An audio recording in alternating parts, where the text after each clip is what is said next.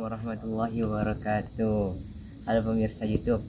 Kali ini saya bakal mempodcast salah satu mudir juga dan pendiri Istana Al-Quran 11 ini nih yang di Cianjur.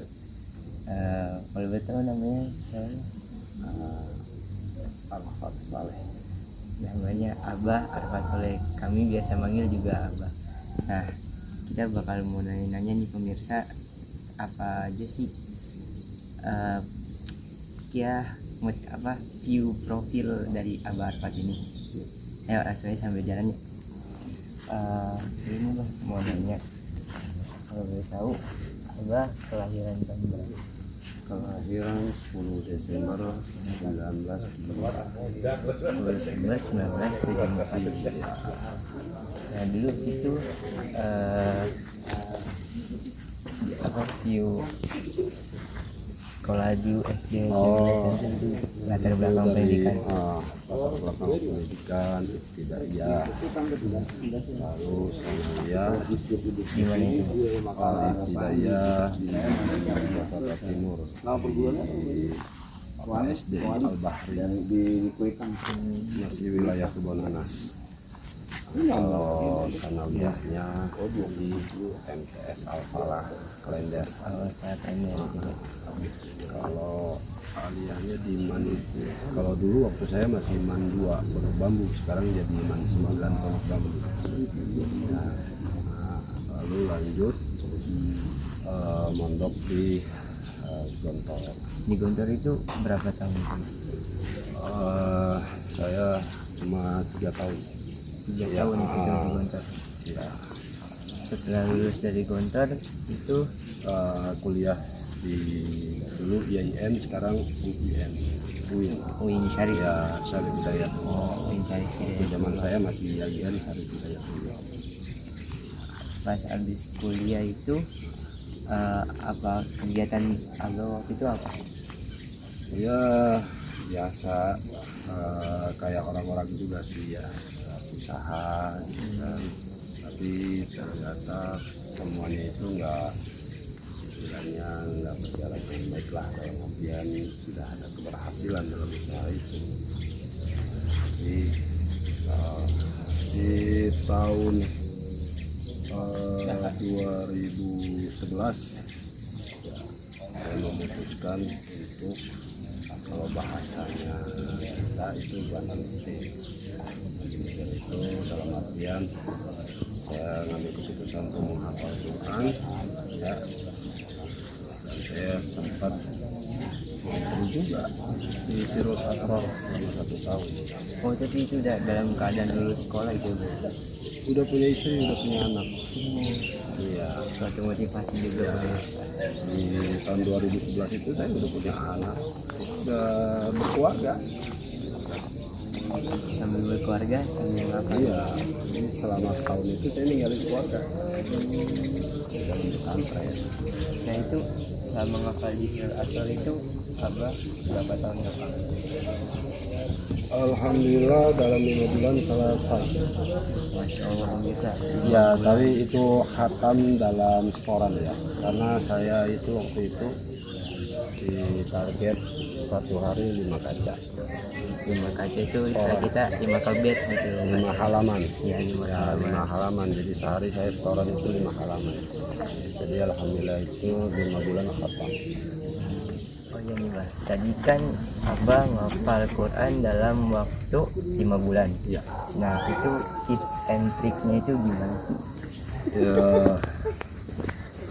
Ya, ini sekedar ini aja ya, pengalaman ya, cerita dari pengalaman saya. Di awal saya memulai menghafal Quran itu memang terbesit juga sih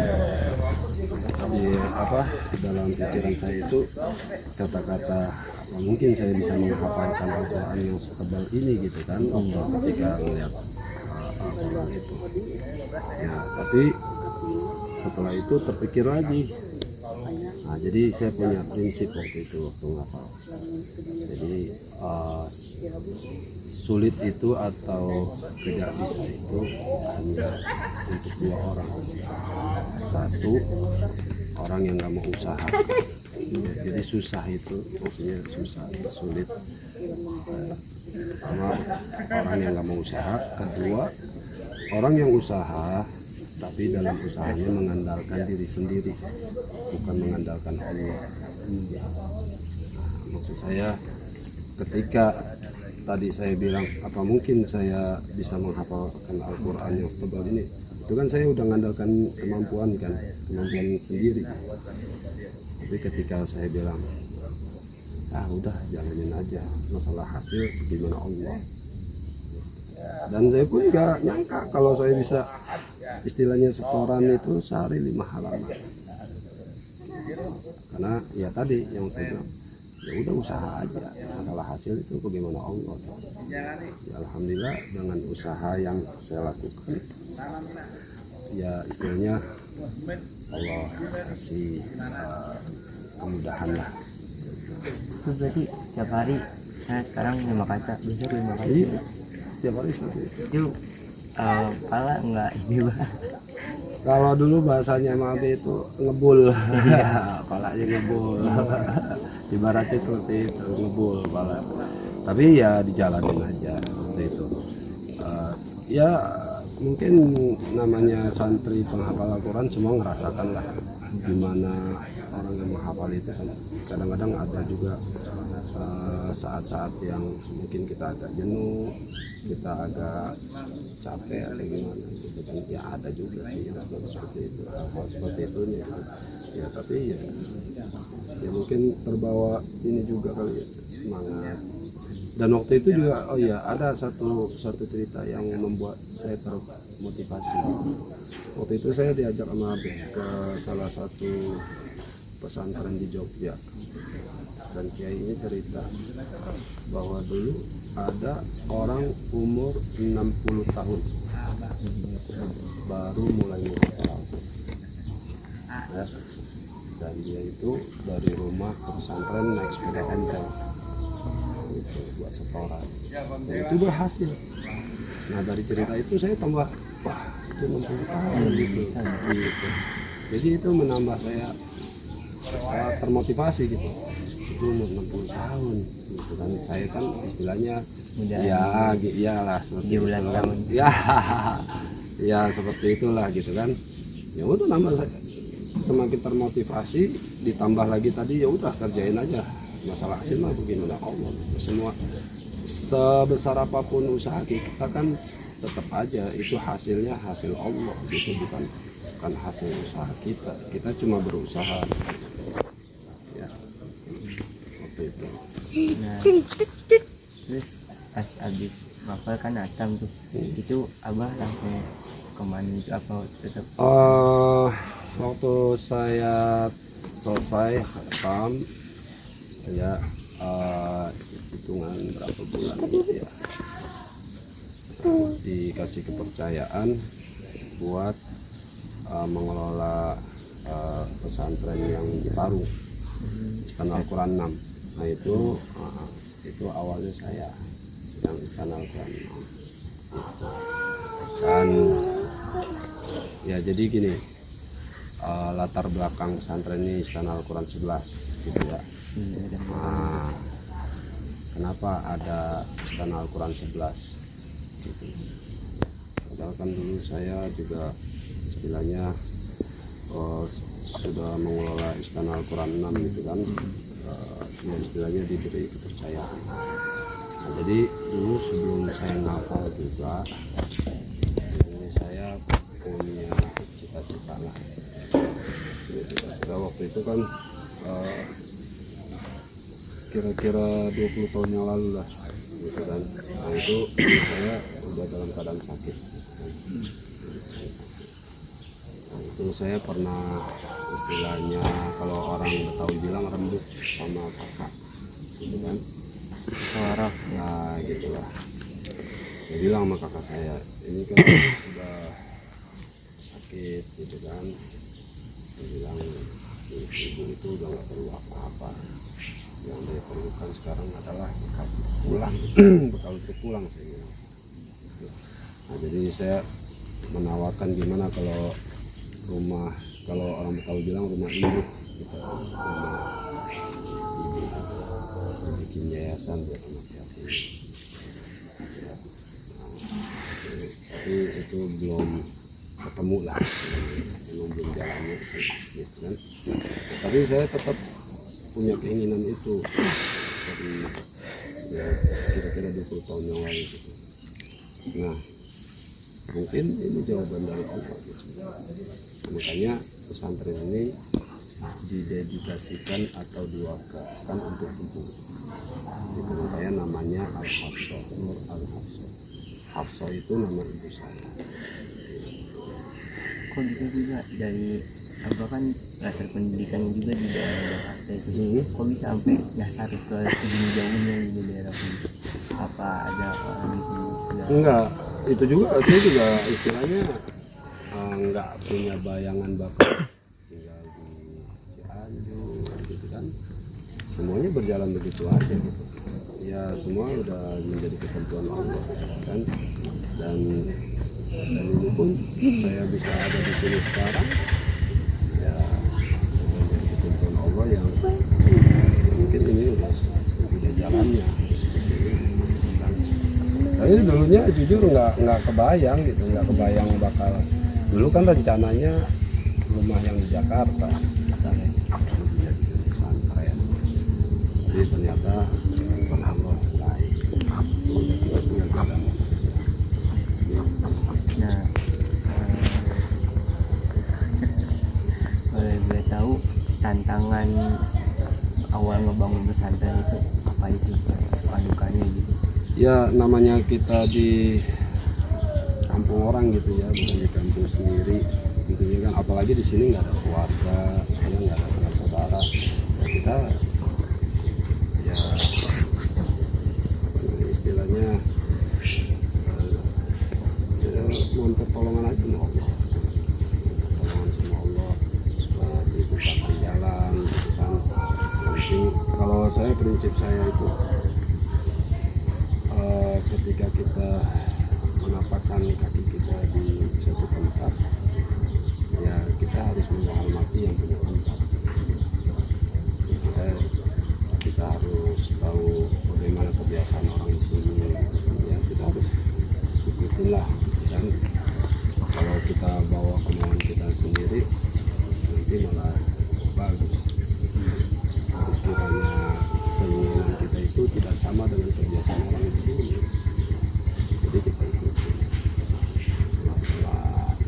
Dan ini pun ya ini alhamdulillah sudah mulai terbuka. Sekarang kan udah kelihatan banyak santri-santri gitu kan. Itu 3 tahun baru istilahnya Allah buka. Mereka baru masuk ke sini. Alhamdulillah tidak ada lumayan. Ya alhamdulillah ini udah kebanyakan dari istilahnya orang asli sininya udah mulai masuk gitu. Ada juga yang dari Jawa, ada juga yang dari Jakarta, ada juga yang dari Bekasi gitu. Ada juga yang dari Paru. Berarti banyak juga ya nih yang dari luar gitu. Ya alhamdulillah. Itu selama ini kayak ada pernah tentang gitu nggak sih, kayak ini pesantren apa nih, ini nggak boleh gitu selama di sini? Ya dulu ya memang apa istilahnya namanya kita pendatang ya kan nggak terlalu mudah orang untuk menerima. Namanya kita di tempat orang gitu. Kita pendatang dari Jakarta datang ke kampung orang ya nggak mungkin nggak terlalu mudah orang untuk langsung terima gitu kan. Mereka kan pengen juga tahu apa tujuannya gitu kan, apa yang dilakukan di sini. Nah, itu waktu awal-awal saya pembangunan juga ini kayak seperti bangunan aula ini ya, itu nggak langsung diberi izin gitu. Nggak langsung diberi izin sampai saya apa istilahnya harus bicara di depan masyarakat. Waktu itu di balai desa dikumpulin tuh tokoh-tokoh sini ya, tokoh-tokoh kampung sampai MUI-nya. Sudah ada MUI. Iya, MUI-nya, terus tokoh masyarakat, tokoh pemuda ya, dan istilah RT RW semua gitu kan, juga warganya. Nah saya disuruh bicara di situ, suruh menjelaskan gitu, tujuannya. Saya bilang bahwa kita sama si Ahlus Sunnah wal Jamaah gitu kan, saya jelaskan semuanya. Dan alhamdulillah dengan izin Allah mereka terima, mereka tanda tangan, kita mulai membangun. Jadi memang kalau berjuang istilahnya di kampung sendiri dengan di kampung orang itu ya sangat berbeda kan. Jadi kalau di kampung kita sendiri kan kita, apalagi kita asli orang situ ya. Iya, gitu. Tapi inilah mungkin pengalaman yang diberikan Allah kepada saya dan keluarga. Nah tadi kan upload cerita banyak nih tentang pengalaman.